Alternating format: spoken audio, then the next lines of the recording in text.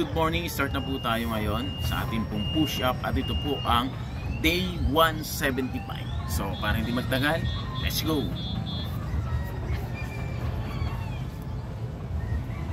1, 2, 3, 4, 5, 6, 7, 8, 9, 10, 11, 12, 13, 14, 15, 16, 17, 18, 19, 20, 21, 22, 23, 24, 25. Ayan, 25 lang uli ang kinaya natin.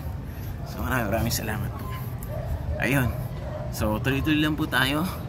Siyempre, bagamat hindi natin magawa araw-araw. So, at least, sabi ko nga po, at least sa isang linggo, meron tayong 3 para hindi naman na papabayaan yung ating katawan. Ano? So, para sa kalusugan din po kasi natin to. Kaya, sa mga nakakapanood po, try nyo po. Maganda po yung meron tayong regular exercise.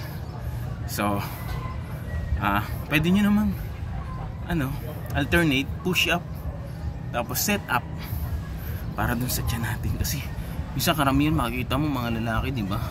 Hindi naman sa pangano pero mga lalaki para mas malaki pa yung tiyan isa sa mga babae. So para maiwasan natin yun, kasi ako ganun din ako pag madalas na nakaupo, lalo na nagmumotor, pagkakain nakaupo, maganda merong exercise para nakokontra. So yun lang po, paalala lang po sa atin. Maraming salamat po sa inyong suporta, sa mga nanonood po, sa mga nagla-like, nagko-comment. Maraming salamat po. Shoutout po sa inyo.